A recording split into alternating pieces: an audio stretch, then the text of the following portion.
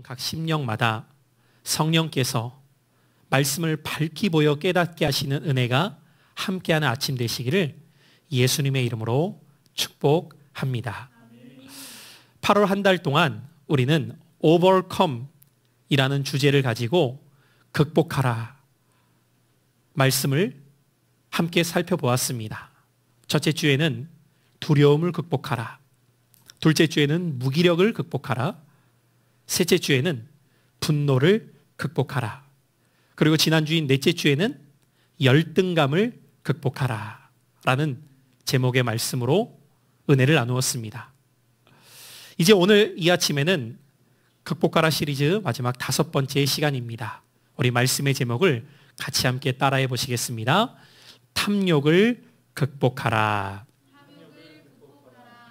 오늘 이와 같은 말씀의 제목으로 하나님의 말씀을 선포하도록 하겠습니다. 여러분은 어느 정도를 가져야 사람이 만족할 수 있을 것이라 생각하십니까? 나는 이 정도 가지면 만족할 수 있어 라고 각각 저마다 생각하는 부분이 있을지 모릅니다. 하지만 사람의 욕심은 끝이 없다는 것을 보여주었던 한 사건을 여러분에게 소개하고자 합니다. 미국에서 2011년에 있었던 사건입니다. 알칸서주 존스버러에서 부유하게 살고 있었던 한 가족이 있었어요. 34살의 남편 마크, 33살의 아내인 미셸, 그리고 큰 딸과 두 아들이 있었습니다. 마크와 미셸은 재혼한 사이였는데 큰 딸은 미셸과 전 남편 사이에 낳은 아이였어요.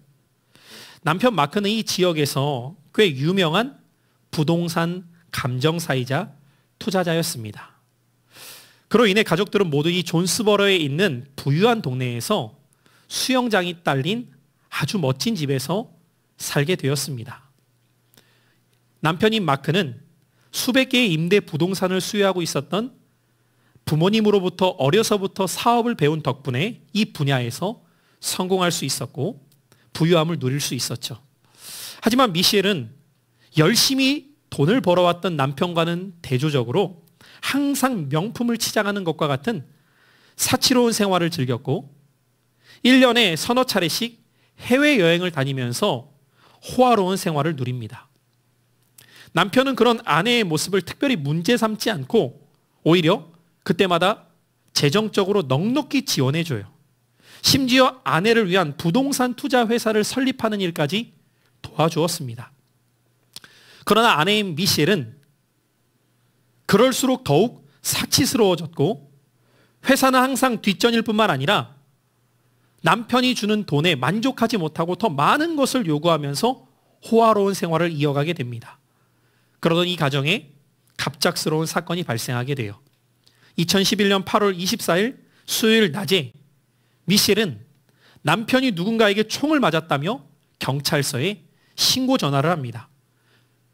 경찰은 그 전화를 받고 곧바로 그 집으로 출동하게 되었고 현장에 도착해 보니까 남편은 주방에 이미 피를 많이 흘린 채 죽어 있었습니다. 남편을 살펴보던 경찰은 남편이 왼쪽 옆구리에 한 발, 그리고 얼굴 미간에 한 발을 맞고 죽어 있는 모습을 보게 됩니다. 경찰이 이 사건이 발생한 집을 자세히 조사하다 보니까 뭔가 이상한 점을 발견하게 돼요. 왜냐하면 강도의 소행이라고 여기기에는 그 어떤 귀중품도 사라지지 않은 채 그대로 있었기 때문이죠. 무엇인가 이상한 점을 감지하여서 이때부터 담당 경찰은 이 사건을 면밀히 조사해 보게 됩니다. 그리고 사건의 진상을 밝혀냅니다. 당시 사치스럽고 호화로운 생활을 즐기며 늘 회사는 뒷전이었던 이 미셸은 결국 회사가 극심한 재정난에 빠지게 되어서 24억 이상의 빚을 지게 됩니다. 이 문제를 해결하기 위해서 그녀는 상상할 수 없는 일을 계획하게 되는데 당시 남편의 생명보험금이 약 12억 원 정도가 되었다고 해요. 그래서 미셸은 남편 마크에게 새해 들어 살고 있었던 한 흑인 남성에게 찾아가서 내 남편을 살해해주면 내가 큰 돈을 만지게 해주겠다고 제안을 하게 돼요. 그 제안을 받아들인 흑인 남성은 남편이 집에 혼자 있었던 그 낮 시간대를 찾아 총을 들고 집에 들어가게 되었고 남편을 살해하게 됩니다. 인간의 탐욕이 가져온 이 비극적인 사건. 이 사건을 들으시며 여러분들은 어떤 생각을 갖게 되십니까? 이것이 단지 미국에서만 어쩌다 일어나는 끔찍한 사건으로 들려지십니까? 오늘 우리 주변에도 매일같이 이와 같은 돈과 관련된 비극적인 사건들이 하루가 멀다 하고 발생하고 있죠. 탐욕은 한 사람의 인생을 순식간에 파멸시킬 수 있다는 것을 우리는 이 사건을 비롯해 우리 주변에서 일어나는 일들의 이야기를 보며 알게 됩니다. 하나님의 말씀 성경은 야고보서 1장 15절을 통해 우리에게 이렇게 말씀하시죠. 욕심이 잉태한 즉 죄를 낳고 죄가 장성한 즉 사망을 낳느니라. 죽음과 관련된 얼마나 많은 사건들이 이 돈과 연관되어 있습니까? 그래서 사막 수도사는 인간을 죽음에 이르게 하는 7가지 대죄가 있다고 이야기했습니다. 그리고 그 7가지 대죄 중에 하나가 탐욕이라고 이야기합니다. 수도사였던 에바그리우스는 이 탐욕에 대해서 말합니다. 강물이 모여 바다로 흘러 들어가지만 결코 바다를 채우지는 못하듯 탐욕도 어떤 것으로도 만족시킬 수 없다는 점에서 바다와 같다. 우리가 이만큼 가지면 만족할 수 있을 것이다 생각하더라도 그것이 주어진 이후부터 우리는 만족하는 것이 아니라 또 다른 것을 갖기 위해서 욕심을 부리게 되어 있다는 것이죠. 오늘날 탐욕은 그 어떤 이데올로기보다도 강력한 힘을 가지고 있습니다. 특별히 현대의 자본주의 사회에서는 탐욕을 물질적 풍요와 성장을 이루게 하는 원동력으로 묘사하면서 오히려 탐욕을 더 부추기는 모습을 보게 됩니다. 사람들에게 더 많은 것을 소유하면 행복해질 수 있다고 생각하게 만드는 것이죠. 여러분 TV를 켜서 몇몇 광고만 보더라도 우리는 그것을 쉽게 느낄 수 있어요. 이것을 가지면 행복할 수 있는 것처럼, 저것을 소유하면 더 기쁠 수 있는 것처럼 끊임없이 우리에게 더 많은 것을 가져야 행복하도록 부추기고 있죠. 그러다 보니 현대사회에서 사람들이 가장 큰 행복으로 여기는 것이 무엇이냐? 바로 돈이라는 거예요. 왜 그럴까요? 돈은 탐욕을 가장 확실하게 만족시켜 줄 수 있는 도구이기 때문입니다. 사람들은 돈만 있으면 내가 원하는 것들을 다 소유할 수 있다고, 행복하게 살아갈 수 있다고 생각해요. 그래서 오늘날 돈이 되는 일이라면 물, 불을 가리지 않고 뛰어드는 사람들이 점점 많아지고 있죠. 그러나 앞에서 소개했던 사건처럼 아무리 많은 것을 가져도 인간은 만족하는 것이 아니라 그 탐욕이 끝을 모르고 달려가고 있다는 것입니다. 이 탐욕에 해당하는 가장 정확한 성경 용어는 신약에 나오는 플레오넥시아라고 하는 단어인데 그 뜻은 돈에 대한 통제되지 않은 욕망을 뜻해요. 여러분, 어느 정도 돈을 가져야 인간은 만족할까요? 과연 그 돈에 대해 통제할 수 있는 마음이 우리 안에 있을까요? 이 탐욕은 본질적으로 저항하기 힘든 재물에 대한 강한 욕구이기 때문에 결코 적당한 수준에서 만족할 수 없는 성격을 가지고 있습니다. 그래서 늘 이 탐욕을 갖고 살아가는 사람은 조금 더를 외칠 뿐 이제 그만 됐어 라고 말할 수 없다는 거예요. 오늘 여러분은 어떠십니까? 이전보다 조금 더 갖게 되더라도 우리는 거기에서 감사하고 만족하기보다는 조금 더를 말하면서 끝을 모르며 살아가고 있을지 모릅니다. 성경을 보면 이 탐욕과 관련된 수많은 사건과 인물들이 나타나요. 대표적으로 몇 사람을 생각해 보면 먼저 구약 민수기에 나오는 거짓 선지자 발람을 들 수 있습니다. 이 발람은 이스라엘 백성들을 저주하는 대가로 얻을 재물에 눈이 멀어서 당시 모압 왕이었던 발락에게 이스라엘을 범죄로 이끄는 책략을 제공하게 돼요. 그 결과 하나님께서 그를 치사 죽임을 당하게 됩니다. 또 여호수아서 말씀을 보면 여리고성 전투에 큰 승리를 거두었던 이스라엘 백성들, 하나님께서는 그 어떤 것도 취하지 말라고 하셨지만 탐욕에 눈이 멀었던 아간이라고 하는 사람은 그 여리고성 전투의 전리품을 일부 취하게 되었고, 이 사건으로 인하여서 다음 성 전투였던 아이성에서 이스라엘이 패배하게 됩니다. 그리고 하나님께서는 그 원인을 아간과 그 탐욕으로 가르쳐 주시며 아간이 돌에 맞아 죽게 되는 비극적인 사건을 우리에게 보여주고 있죠. 구약에서만이 아니라 신약에서도 대표적으로 탐욕으로 인해 죽임당했던 부부의 이야기가 기록되어 있죠. 사도행전 5장에 기록된 아나니아와 삽비라 부부에 대한 이야기입니다. 이렇듯 성경은 탐욕과 관련된 수많은 사건과 인물을 우리에게 보여주고 있습니다. 그 가운데 특별히 오늘 우리가 함께 읽은 본문은 탐욕이 불러온 재앙에 대한 대표적인 사건이 기록되어 있어요. 이스라엘 백성들은 하나님의 은혜 가운데에 애굽에서 구원을 얻어 나오게 됩니다. 애굽에서 나온 그들은 3개월을 걸어 시내산에 도착하게 돼요. 그리고 시내산에 도착한 그들에게 하나님께서는 모세를 통해 이제 하나님의 백성으로서의 삶을 어떻게 살아가야 될지를 가르쳐 주셨고, 또한 하나님이 이 백성들과 함께 거하실 처소인 성막을 짓도록 명하십니다. 이렇게 시내산에서 약 1년여 동안의 시간을 머물면서 백성으로서의 삶, 그리고 하나님이 거하실 처소인 성막을 만들고, 이제 이스라엘 12지파가 질서정연하게 가나안 땅을 향해 행진할 수 있는 모든 준비를 마치게 되었을 때 드디어 그들이 시내산에서 출발해요.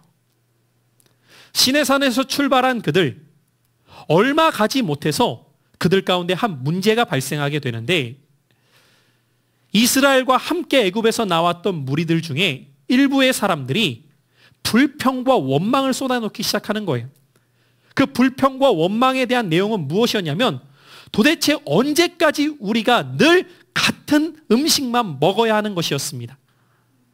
날마다 만나만 먹으니까 이들 가운데 어떤 불평이 쏟아지게 되냐면, 언제까지 만나만 먹어야 돼? 다른 것들도 먹고 싶다고. 자네들도 그렇지 않은가? 우리가 언제까지 이 매일 똑같은 만나만 지겹게 먹어야 하는가?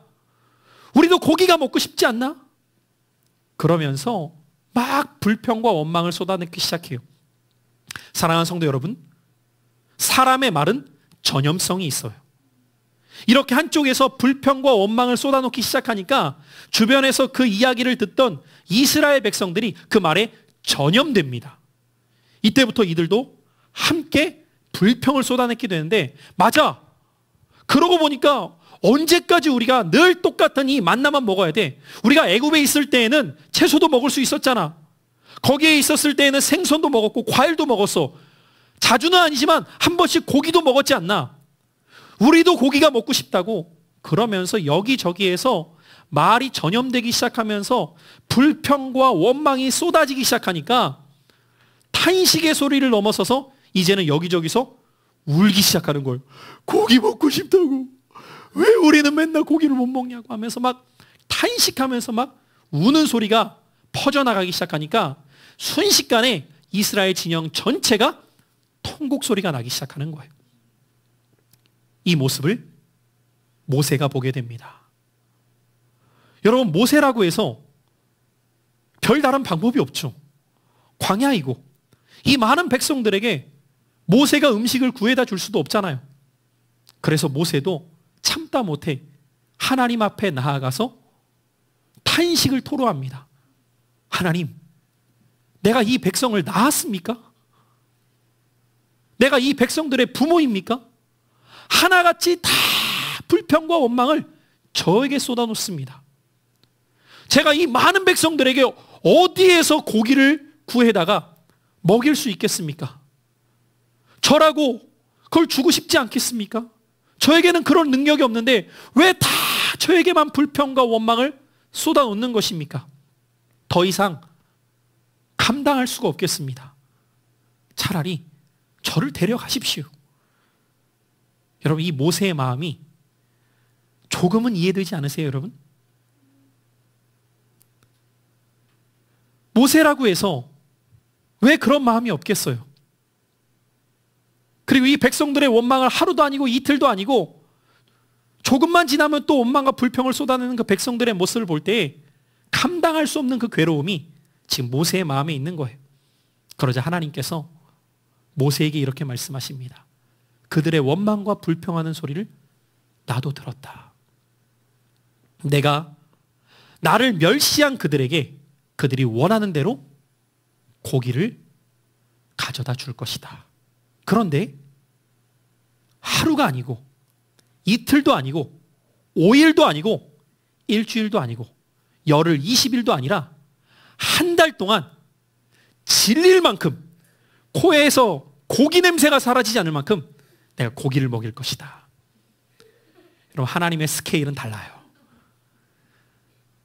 고기 먹고 싶다고 막 불평과 원망을 하니까 내가 한 달 동안 날마다 고기만 먹게끔 하겠다라고 말씀하십니다. 어떻게 그 일을 하나님께서 행하실까요? 바로 오늘 31절의 말씀부터 그 내용이 이어져요. 자, 우리 한번 31절 본문 함께 읽어볼까요? 시작. 바람이 여호와에게서 나와 바다에서부터 메추라기를 몰아 진영 곁 이쪽 저쪽 곧 진영 사방으로 각기 하루길 되는 지면 위 2규빗쯤에 내리게 한지라. 여러분, 하나님의 스케일이 얼마나 크신가를 오늘 이 말씀을 통해 우리에게 보여주십니다. 어떻게 이 많은 백성을 먹이겠습니까? 라고 모세가 말하자 내가 이렇게 해줄게 라고 하면서 행하셨던 방법이 무엇이냐면 바람을 불게 하십니다. 그 바람을 불게 하시는데 바다에서부터 날아가고 있었던 메추라기 떼를 불어오시는데, 여러분, 그 메추라기 떼를 얼마나 많이 이스라엘 백성 진영 곁으로 불어오게 하셨냐면 오늘 성경에는 이렇게 표현합니다. 이쪽 저쪽 곧 진영 사방으로 각기 하루길 되는 지면. 여러분, 여기서 하루길이라고 하는 것을 당시 그 거리를 측정하면 어느 정도라고 보통 학자들은 이야기하냐면 32km입니다. 사람이 하루길 동안 갈 수 있는 거리를 32km 정도라고 말해요. 32km 동안 그 진영 곁에 메추라기가 쌓이는 겁니다. 그리고 그 사방으로 지면 위에 얼마쯤? 2규빗. 여러분, 2규빗은 어느 정도냐면 보통 한 규빗을 정확히 재면 45cm 정도라고 말해요. 그럼 편리상 50cm라고 말할 때 2규빗은 1m예요. 그럼 생각해 보세요. 32km 거리만큼 약 1m 높이로 쌓였다는 거예요. 고기가. 하나님의 스케일. 여러분, 지금 뭘 말하는 거예요? 이렇게 말씀하시는 거예요. 보기만 해도 질릴 만큼. 여러분, 교회에서 저희 집 사택까지가 꽤 멀어요. 25km예요. 근데 지금 몇 킬로? 32km. 1m 고기를 쌓이게 하셨다는 겁니다. 이 모습을 본 이스라엘 백성들이 눈이 뒤집히는 거예요. 고기가 먹고 싶었던 찰나에 고기가 그들 사방에 널려 있는 거예요. 그런데 여러분, 하나님께서 이 정도 쌓아놓게 하셨다면 하나님의 의도가 있었다는 거죠. 하나님의 의도는 뭐예요? 그래, 먹다 죽어라. 이게 하나님의 의도예요? 아니란 말이에요. 너희를 건져낸 분이 누구이신가 생각해봐라.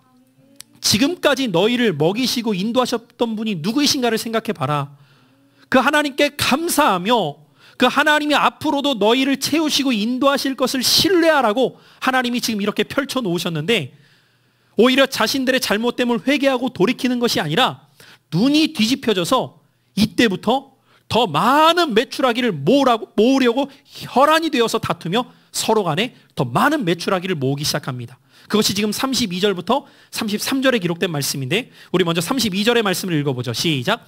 백성이 일어나 그날 종일 종야와 그 이튿날 종일토록 메추라기를 모으니 적게 모은 자도 10호멜이라. 그들이 자기들을 위하여 진영 사면에 펴 두었더라. 보세요, 여러분. 이들이 지금 이틀이에요, 이틀. 그날 그리고 그 다음 날까지 눈이 뒤집혀서 모으는 일에 혈안이 되어서 막 다투어가면서 더 많이 메추라기를 가지기 위해 싸우고 있는 모습입니다.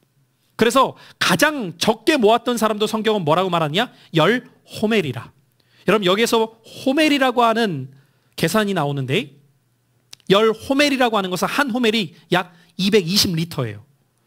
이렇게 말하면 여러분들 대충 감이 오지 않기 때문에 쉽게 말해서 한 호멜에 대한 무게는 어느 정도냐면 나귀 하나가 맬 수 있는 최대의 무게입니다. 그럼 여러분 얼마나 많이 메추라기를 쌓아 올릴 수 있겠어요? 그런데 한 사람당 적게 모은 사람도 10마리의 나귀가 최대한 짊어질 수 있는 무게를 모았다는 겁니다. 먹을 수나 있겠어요, 여러분들? 먹기 전에 다 부패할 수도 있어요. 그 말은 먹기 위해서 정말 필요해서가 아니라 탐욕으로 인해 정신없이 더 많이 행하고 있었다는 겁니다. 사랑하는 성도 여러분, 오늘 더 많은 메추라기를 모으기 위해서 정신없이 움직이고 있는 이 이스라엘 백성들의 모습은 마치 오늘 현대를 살아가고 있는 사람들이 돈을 모으기 위해서 혈안이 되어서 정신없이 하루하루 살아가는 모습과 다르지 않다는 것입니다. 오늘날 현대인들의 삶을 보십시오. 돈이라면 아침 저녁을 가리지 않고 물불을 가리지 않고 정신없이 움직입니다. 자신에게 꼭 필요한 만큼을 위해서 행한다는 것을 말하는 것이 아니에요. 아무리 많은 것이 주어져도 만족할 줄 모르는 이 탐욕의 마음이 더 많이를 외치며 조금 더를 말하며 눈꽃 뜰 새 없이 돈을 쫓아 살아가고 있다는 것이죠. 오늘 하나님께서는 이렇게 정신없이 메추라기를 모았던 이스라엘 백성들의 모습을 보시며 진노하십니다. 오늘 본문 33절로 34절을 보죠. 함께 읽어보겠습니다. 2절 시작. 고기가 아직 이 사이에 있어 씹히기 전에 여호와께서 백성에게 대하여 진노하사 심히 큰 재앙으로 치셨으므로 그곳 이름을 기브롯 핫다 아와라 불렀으니 욕심을 낸 백성을 거기 장사함이었더라. 여러분, 오늘 특별히 본문에 기브롯 핫다 아와라고 기록된 이 말씀, 여러분 성경에도 풋노트를 따라가서 가보시면 그 해석을 이렇게 기록하고 있죠. 탐욕의 무덤이라. 정신없이 메추라기를 모으며 탐욕에 빠져 있었던 그들에게 주어진 결과가 무엇이었느냐? 비극적인 죽음이었다는 것입니다. 사랑하는 성도 여러분, 오늘 이들의 모습을 왜 성경은 우리에게 보여주고 있는 것일까요? 탐욕 가운데 행하고 있었던 이들의 모습이 우리의 모습이 될 수 있음을 가르쳐주기 위함입니다. 오늘을 살고 있는 이 시대의 사람들은 돈에 이끌려 조금 더 있으면 행복할 것이라고 생각하며 어떻게든 더 모아보려고 몸부림칩니다. 그런 우리들을 향해 바울은 말씀을 통해 일침을 가합니다. 디모데전서 6장 10절의 말씀, 우리 준비된 말씀을 같이 한번 읽어보죠. 시작.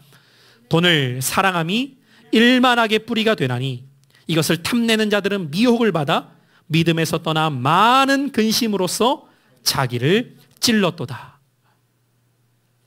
사랑하는 성도 여러분, 오늘날 얼마나 많은 사람들이 돈을 사랑합니까? 그런데 그 돈을 사랑하게 될 때 미혹을 받게 되어 그 결과 믿음에서 떠나게 된다고 말합니다. 성경은 이 돈에 대해 뭐라고까지 말하고 있느냐? 돈은 곧 우상 숭배가 될 수 있다고 말합니다. 골로새서 3장 5절 말씀입니다. 그러므로 땅에 있는 지체를 죽이라. 곧 음란과 부정과 사욕과 악한 정욕과 탐심이니 탐심은 우상 숭배니라. 여러분, 하나님께서 가장 싫어하시는 것이 무엇입니까? 우상 숭배입니다. 그래서 10계명의 제1계명과 2계명도 우상 숭배에 관한 말씀을 우리에게 가르쳐주고 있죠. 그런데 오늘 왜 탐욕, 탐심을 우상 숭배라고 성경은 말하고 있는 것일까요? 우상에 숭배하는 핵심은 하나님보다 더 사랑하는 것이기 때문입니다. 오늘날 많은 사람들이 돈을 하나님보다 더 사랑합니다. 탐욕에 빠진 사람은 돈이 곧 하나님이 됩니다. 그래서 돈이면 무엇이든지 다 할 수 있다고 생각하기 때문에 하나님을 의지하듯 돈을 의지해요. 문제를 만날 때 하나님을 찾는 것이 아니라 돈을 찾기 시작합니다. 이것이 오늘날 탐욕으로 살아가고 있는 사람들에게 나타나는 모습이죠. 그래서 예수님께서는 탐욕에 빠진 자는 결코 하나님을 섬길 수 없다고 말씀하십니다. 자, 우리 마태복음 6장 24절의 말씀인데 한번 같이 읽어보겠습니다. 시작. 한 사람이 두 주인을 섬기지 못할 것이니 혹 이를 미워하고 저를 사랑하거나 혹 이를 중히 여기고 저를 경히 여김이라. 너희가 하나님과 재물을 겸하여 섬기지 못하느니라. 사랑하는 신광의 성도 여러분, 죄성을 가진 우리는 본능적으로 우리 안에 탐욕이 있다는 것을 아셔야 됩니다. 그래서 예수님께서도 사람의 입으로 들어가는 것이 그를 더럽게 하는 것이 아니라 그 속에서 입으로 나오는 것이 그를 더럽게 한다고 말씀하시며, 사람의 속에서 나오는 것들을 불의, 추악, 악독 여러 가지를 말씀하시며 그 중에 한 가지를 탐욕이라고 말씀하셨어요. 우리 안에 탐욕이 있다는 거죠. 더 많은 것을 갖고 싶고 더 많은 것을 누리고 싶어 해요. 오늘 이 말씀을 준비하면서 제 안에도 이런 마음이 있다는 것을 부인할 수 없었어요. 여러분, 솔직히 내가 원하는 것 가질 때 행복한 것이 있잖아요. 무엇인가를 보면서 갖고 싶은 마음이 우리 모두에게 있다는 것이죠. 여러분, 그것을 꼭 갖는 것이 잘못되었을까요?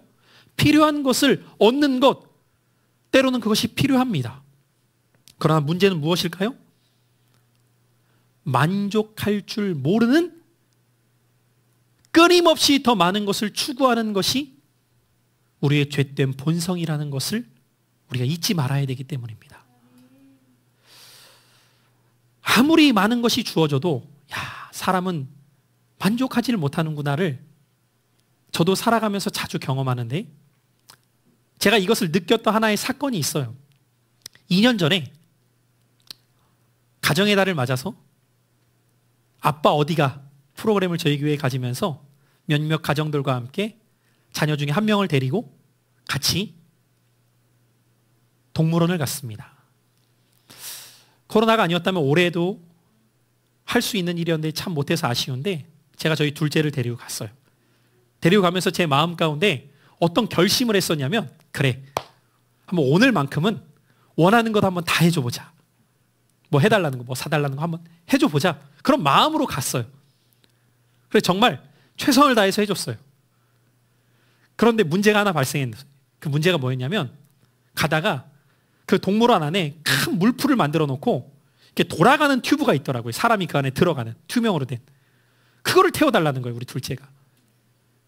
근데 그때 같이 갔던 아이들도 더 어렸고, 한 명을 태우면 다 태워야 되는데 아이들은 탈 수 없는 거기 때문에, 아유라 이거는 아무 이런 상황이니까 이건 오늘 안 돼. 대신에 다른 거 해. 그래서 다른 걸 막 했어요. 근데 그때부터 저거 타고 싶다.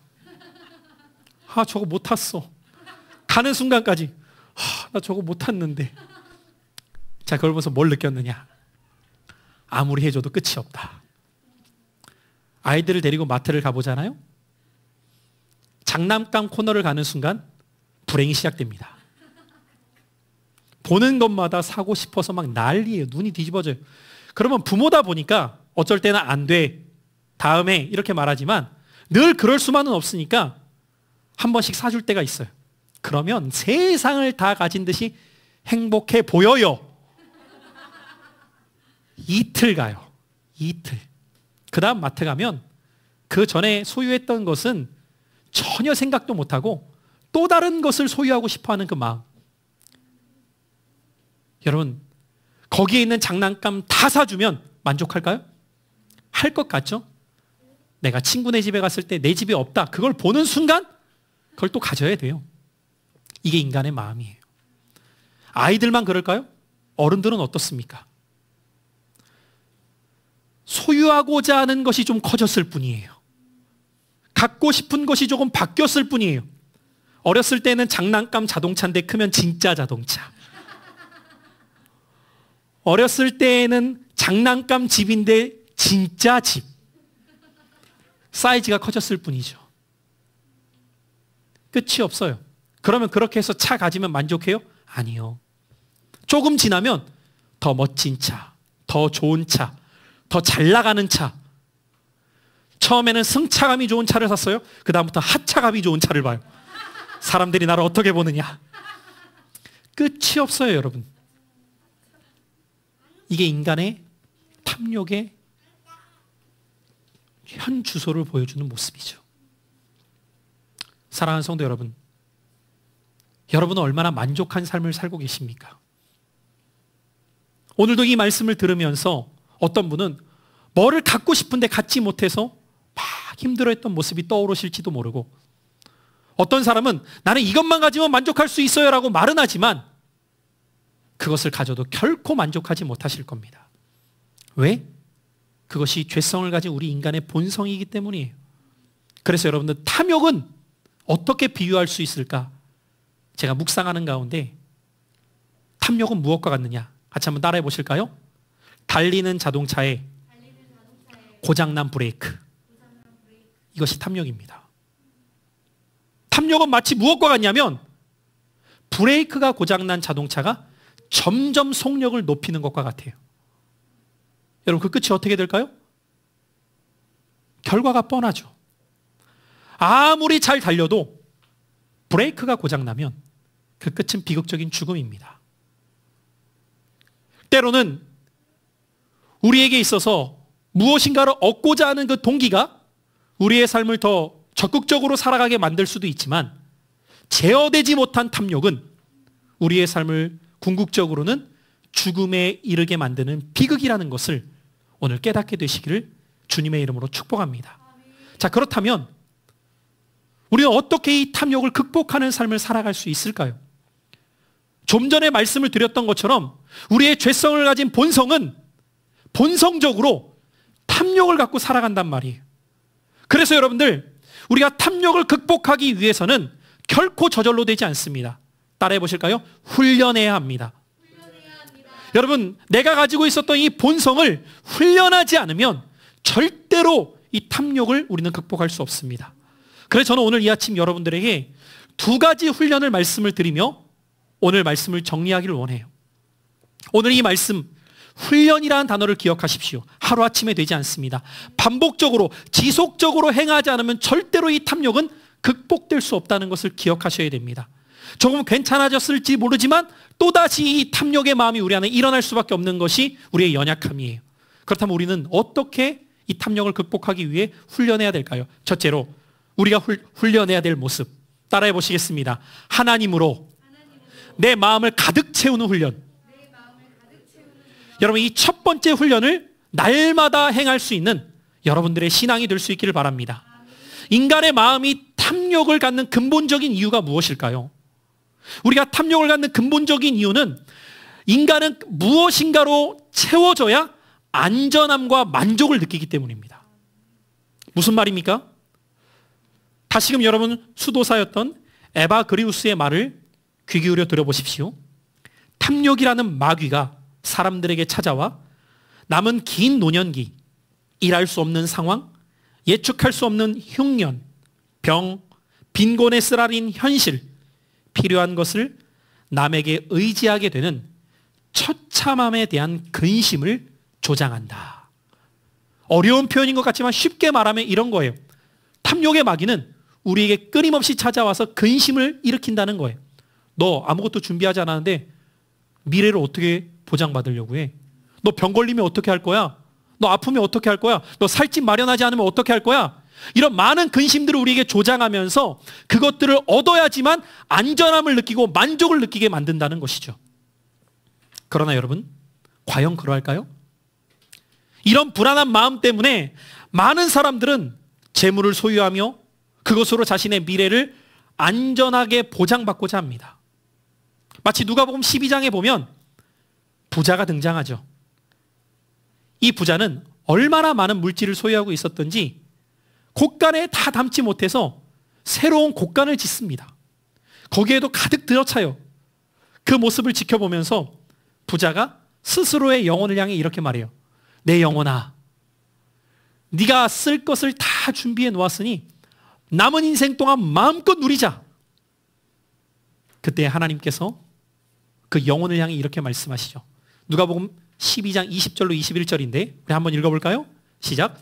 하나님은 이르시되 어리석은 자여 오늘 밤에 내 영혼을 도로 찾으리니 그러면 내 준비한 것이 누구의 것이 되겠느냐 하셨으니 자기를 위하여 재물을 쌓아두고 하나님께 대하여 부유하지 못한 자가 이와 같으니라. 여러분, 인간은 존재론적으로 불안을 안고 살아갑니다. 왜냐하면 하나님을 떠났기 때문입니다. 그런데 이 존재론적인 불안이 어디에서부터 비롯되는가를 사람들이 모르기에 다른 것에서부터 이 불안한 마음을 안전의 마음으로 바꿔보고자 자기를 위한 성을 쌓기 시작합니다. 그래서 여러분, 창세기에 보면 하나님을 떠나 방황하였던 가인이 떠나서 행한 일이 무엇이었냐면 성을 쌓아요. 오늘날 그 성은 다른 모습으로 바꿔치기 했을 뿐이지 돈으로 성을 쌓고 있는 거예요. 돈을 많이 준비해 놓으면 내가 안전할 수 있을 거야. 내가 만족할 수 있을 거야. 하지만 그렇게 돈을 아무리 쌓아봐도 우리 마음에는 일시적인 안전을 줄지 모르겠지만 영원한 안전을 보장받을 수 없다는 것을 알게 되죠. 정말 우리가 안전함과 만족감을 누릴 수 있는 그 비결이 어디에 있을까요? 하나님은 우리를 지으실 때부터 우리가 하나님 안에서만 참된 안전함과 만족을 누리도록 창조하셨다는 거예요. 그래서 우리가 날마다 하나님으로 우리의 마음을 가득 채워가지 않으면 그 비어있는 마음 때문에 불안을 느끼고 무엇인가를 채우려고 해요. 다른 것들로 채우려고 합니다. 이 탐욕은 내적인 결핍에서 더 강하게 나타날 수밖에 없어요. 여러분, 그래서 오늘날 많은 사람들이 공허함 가운데 살아갑니다. 그 공허함을 무엇인가로 채워보려고 몸부림치지만 채워지지 않는 것이죠. 하나님과 멀어져 참된 내적인 안정감과 기쁨을 상실한 인생은 끊임없이 다른 대체물을 찾을 뿐이에요. 그리고 가장 명확한 대체물을 사람들은 돈으로 여길 뿐인 거죠.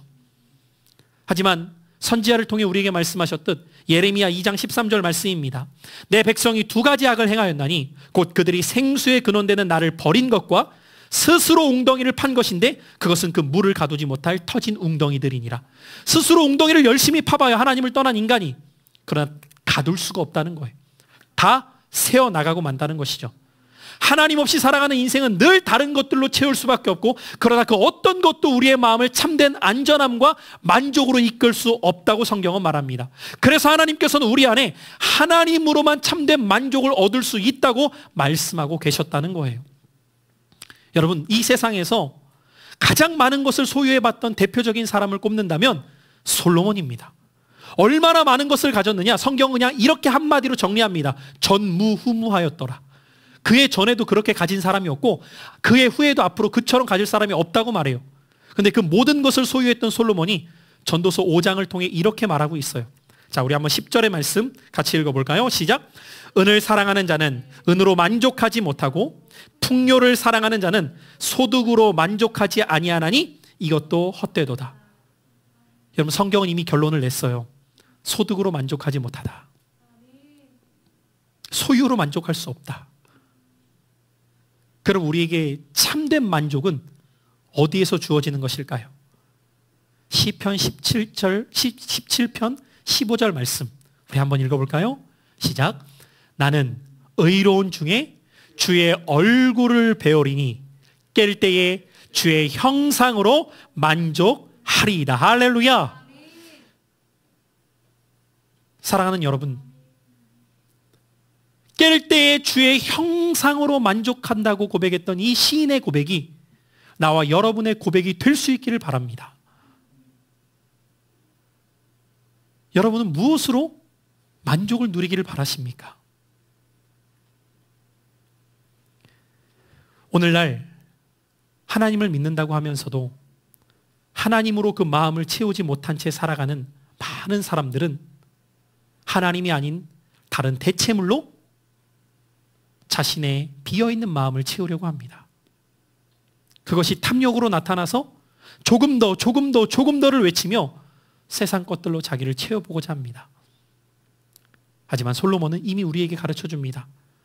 아무리 많은 소득도 너를 만족시킬 수 없을 거야. 하지만 아침에 깰 때에 주님으로 그 마음을 가득 채우는 자는 주의 형상으로 만족하게 된다고 말씀합니다.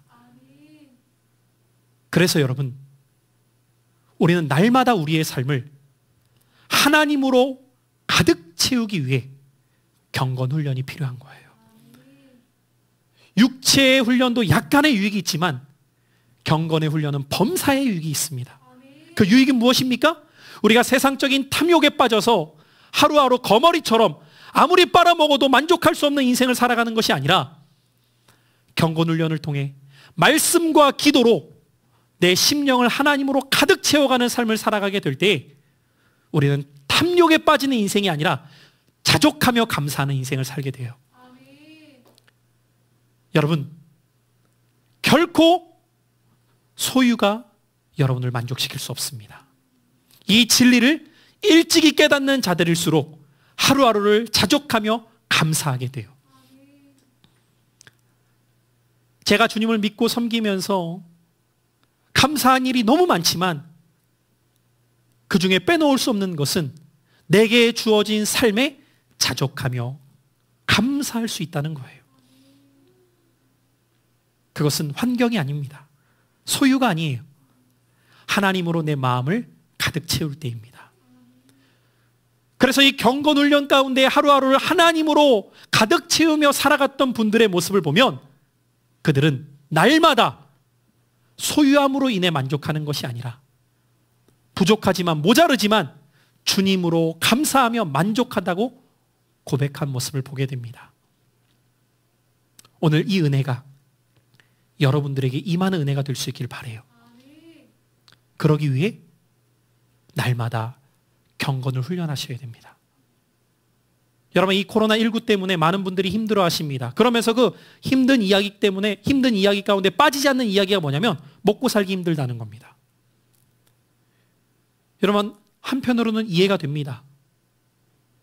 주어진 것들이 점점 줄어들고 이전처럼 소득을 갖지 못하는 상황 가운데 얼마나 힘들겠습니까? 그러나 여러분, 어쩌면 정말 우리를 힘들게 하는 것은 그동안 우리가 대체물로서 하나님이 아닌 다른 것들로서 우리가 채우려고 했던 삶을 살고 있었기 때문입니다. 정말 하나님으로 내 마음을 가득 채우게 될 때 세상이 줄 수 없는 그 풍요함과 부유함이 우리에게 누려지기 시작해요.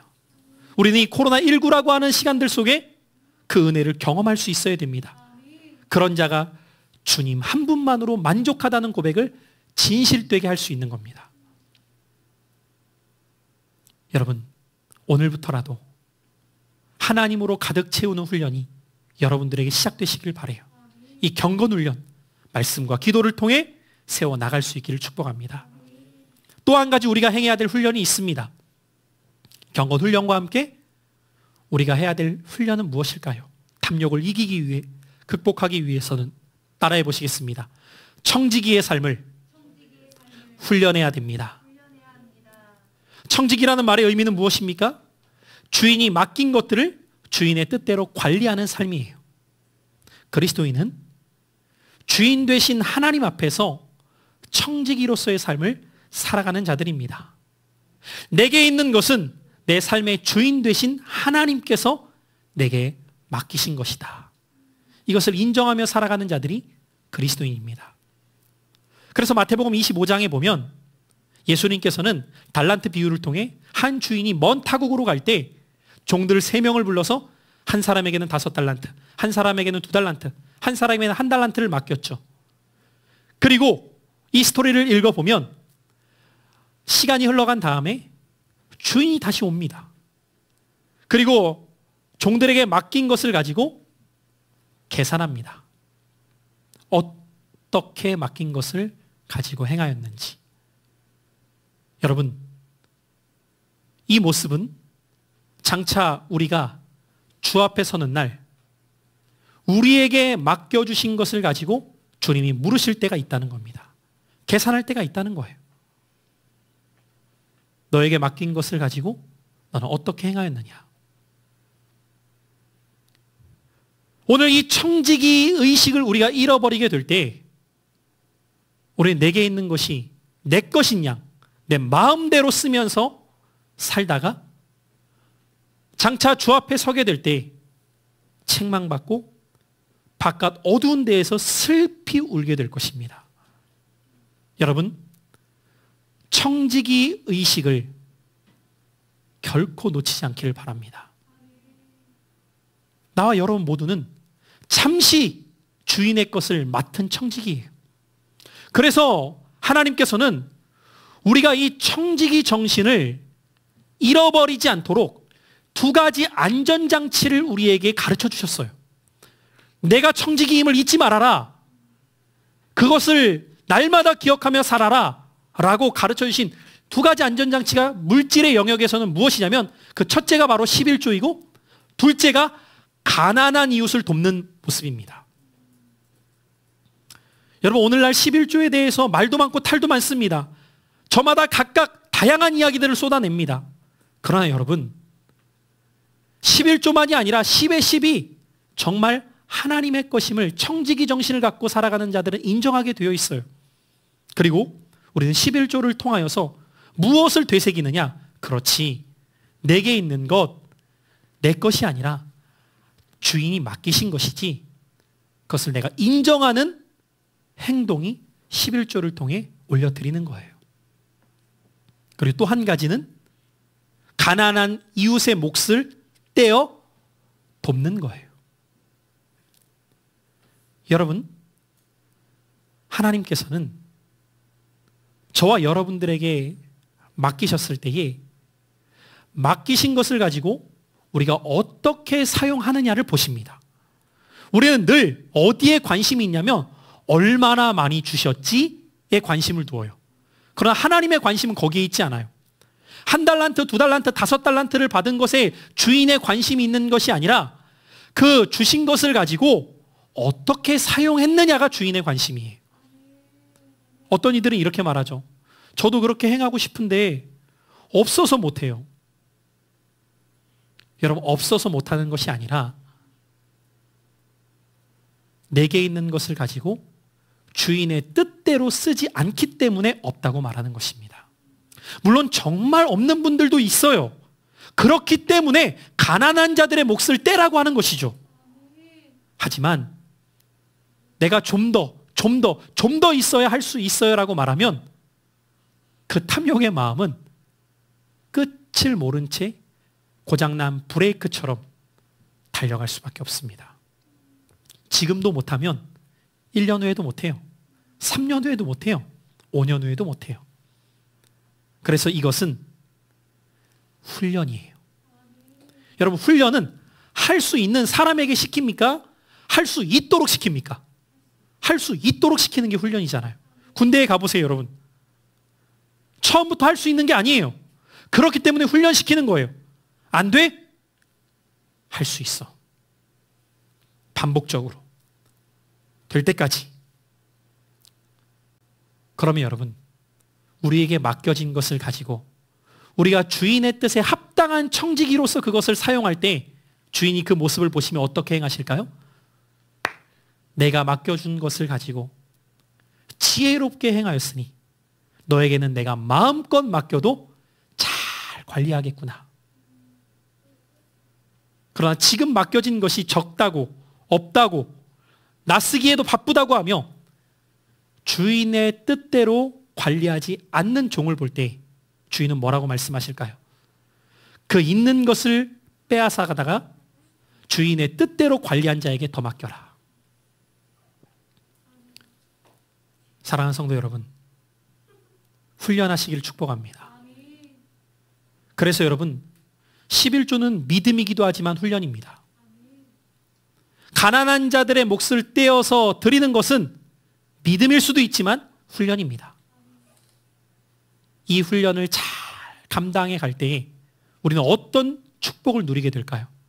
먼저는 내가 탐욕으로부터 자유로워짐으로 자족과 감사의 은혜를 누리게 돼요. 그리고 하나님께서는 그런 자의 삶을 결코 궁핍하게 내버려 두시는 것이 아니라 청지기의 삶을 잘 감당할 수 있도록 맡기실 것입니다. 이 은혜가 오늘 여러분 모두에게 임하는 은혜가 될 수 있기를 바랍니다. 말씀의 결론입니다. 탐욕을 극복합시다. 날마다 우리의 삶을 경건 훈련 가운데 하나님으로 가득 채워가십시오. 그리고 내가 청지기임을 날마다 기억하며 하나님의 목과 가난한 이웃을 향한 몫을 떼어드리는 훈련을 통해 더욱 많은 것을 맡겨주시는 그 은혜를 누리며 살게 되시기를 예수님의 이름으로 축원합니다.